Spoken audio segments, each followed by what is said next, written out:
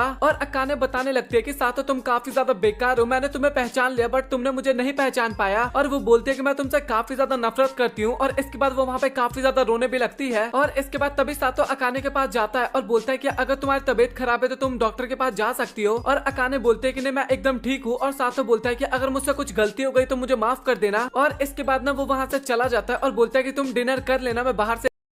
और इसके बाद हमें हिमारी का सीन दिखाया जाता है जहाँ पे ना कुछ बंदे आ जाते हैं और वो सभी ना हिमारी को वहाँ पे परेशान करने लगते हैं। मतलब उसका हाथ पकड़ के ना उसको खींचने लगते हैं। लेकिन तभी वहाँ पे सातो आ जाता है और वो बंदे लोग बोलते हैं कि आखिरकार तुम हो कौन जो इस लड़की को बचा रहे हो। और सातो बताता है कि मैं इसका बॉयफ्रेंड हूँ और अगर तुमने ज्यादा कुछ पंगे लिए ना तो अभी तुम्हारे साथ काफी गलत हो सकता है। और इसके बाद वो बंदे ना डर के मारे वहाँ से चले जाते हैं। और हिमारी ना उसको धन्यवाद करती है। और सातो बोलता है कि आखिरकार तुम यहाँ पे कर क्या रही हो। और हिमारी बताते है कि बस मैं ऐसे थोड़ा टाइम पास कर रही थी यहाँ पे। और इसके बाद तभी सातो बोलता है कि आखिरकार तुम अपने घर क्यों नहीं जा रही। और हिमारी बोलती है कि मैं घर नहीं जा सकती। और सातो बोलता है कि तुम कीज भूल गई क्या। और हिमारी बोलती है कि नहीं ऐसी बात नहीं है, मैं उनके साथ नहीं रह सकती। और वो बताते हैं कि मैं अपने डैड की वाइफ के साथ नहीं रह सकती, मुझे उनके साथ रहना बिल्कुल भी अच्छा नहीं लगता। और वो बताते हैं कि मैंने जो तुम्हारी गर्लफ्रेंड बनने का नाटक किया था वो मुझे काफी ज्यादा अच्छा लगा। और इसके बाद लिटरली वो वहाँ पे सातो को किस कर लेती है। हाँ भाई लिटरली ये होता है और सातो उसको रोकता भी नहीं है। और इसके बाद स्कूल में ना सातो एक जगह पे बैठा होता है और तभी वहाँ पे माओ और साथी शीशे आ जाते हैं और वो दोनों दोनों ना उसको परेशान करने लगता है कि आखिर तुम यहाँ पे कर क्या रहे हो। और सातो बोलता है कि बस ऐसे थोड़ा बैठा हुआ था यहाँ पे। और इसके बाद तभी माओ ना वहाँ पे काफी गुस्सा होते हुए बोलने लगता है कि तुमने मेरी बहन को किस किया ना। और सातो बोलता है कि तू पागल वागल है क्या, मैं ऐसा कभी कुछ नहीं करने वाला तेरी बहन के साथ। और उन दोनों के बीच में ना वहीं पे थोड़ा लड़ाई झगड़ा होने लगता है। इसके बाद तभी वहाँ पे हिमारी भी आ जाती है और उसको देख के ना माओ काफी ज्यादा खुश होती है और वो बोलती है कि क्या तुम हमारी मदद करवाओगी। सातो से हम काफी ज्यादा क्वेश्चन पूछ रहे हैं और इसमें ज्यादा टाइम नहीं लगेगा, बस 20 घंटे लगने वाले हैं। और वहाँ पे वो लोग बात करने लगता है कि अकाने को सातो ने किस किया था। और ये सुनकर ना हिमारी भी काफी ज्यादा हैरान हो जाती है और बोलती है कि आखिर तुम किस टॉपिक के बारे में बात करने वाले हो